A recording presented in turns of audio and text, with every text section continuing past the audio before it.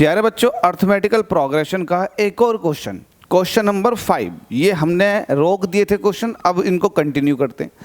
आप अलीगढ़ की तैयारी करो या जामिया की तैयारी करो या 10+2 के कहीं भी की भी किसी भी एग्ज़ाम की या फिर कहीं के भी एग्ज़ाम की तैयारी करो, आपके लिए जो ये क्वेश्चंस बनते जा रहे हैं ना, ये बहुत ही इंपॉर्टेंट है। पूरी की पूरी मैथमेटिक्स कवर कर लो। अगर आप कवर कर लेंगे तो आपके अलीगढ़ के 30 नंबर फिक्स हो जाएंगे। लिटरली अगर आपने अच्छे से प्रैक्टिस कर ली मेरी सारे क्वेश्चंस की, तो 30 में से 25 तो आप लगा ही देंगे और आपका सिलेक्शन हो जाएगा, क्योंकि बाकी आप सब कुछ लगा देंगे। मैथ से टफ लगता है ना बच्चों को, बस वही मैं करा रहा हूँ पहले। ठीक है, तो आपके सामने अर्थमेटिकल प्रोग्रेशन का 5वां क्वेश्चन है। आपसे कह रहा है the sum of the 4th and 8th term of AP is 24। देखो मैं आगे को नहीं पढ़ूंगा। हमारे पास क्या होता है, एग्जामिनेशन हॉल में बैठ करके एक तो होपलेस हुए होते हो आप, और इतना टाइम नहीं होता है कि आप इसको मेथड से सॉल्व करें। मैं मेथड भी लगा के दिखा सकता हूं आपको, लेकिन मैं ट्रिक लगाऊंगा जिसको हिट एंड ट्रायल मेथड कहते हैं, वही आपके लिए बहुत ज़्यादा फायदेमंद है। आपसे कह रहा है कि आप सम करो चौथी और 8वीं टर्म का एपी की। अब ये आपके सामने 4 एपी दे रही हैं, इनमें चौथी और 8वीं टर्म का सम करो। कौन सी ऐसी एपी है जो 24 दे रही है? जो दे रही है वही आंसर होगा। तो यहाँ पर आप देख रहे होंगे 3 टर्में लिखी हुई हैं, और यहाँ पर देखो, चलो मैं इसका देखता हूँ पहले, ऑप्शन नंबर सी का।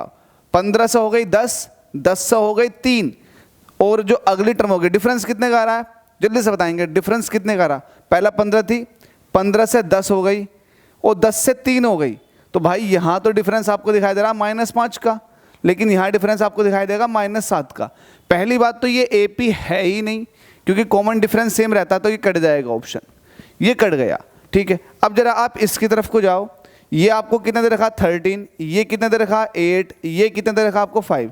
तो आपको दिख रहा होगा सीधा सीधा 5 का डिफरेंस आ रहा, -5 -5। इसका मतलब जो चौथी टर्म होगी वो इसमें से -5 कम करो। जब -5 कम करोगे तो -2 होगी।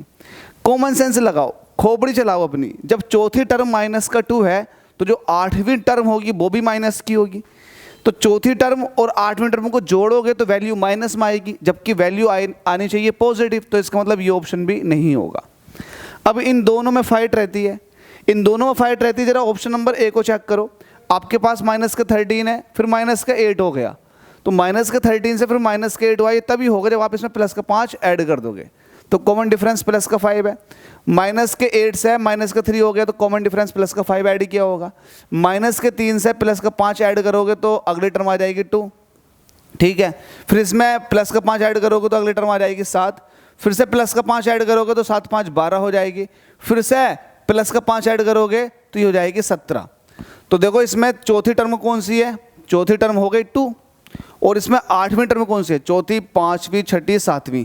8वीं टर्म कितनी आ जाएगी 22। तो 8वीं टर्म हो गई 22, क्योंकि 17 में जब 5 जोड़ोगे तो 22 हो जाएगी।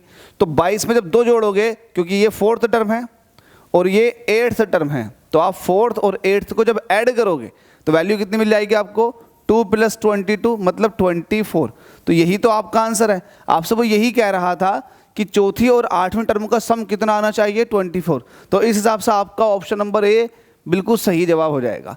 तो ये देखने में आपको, समझाने में आपको मुझे टाइम लग सकता है मुर्शद, लेकिन ये क्वेश्चन टफ नहीं है, और ये मेथड बड़ा इजी मेथड है, दिमाग को खोलने वाला मेथड है। अगर आप फॉर्मूले पर चलते हैं तो फॉर्मूले से आप जो है अपना, आप ये कह सकते हैं कि बोर्ड एग्जाम फाइट कर सकते हो, लेकिन कॉम्पिटिशन एग्जाम आप फॉर्मूलों से फाइट नहीं कर सकते। आपको बहुत शार्प माइंड यूज़ करना होगा, जैसे कि आपने यहाँ पर किया।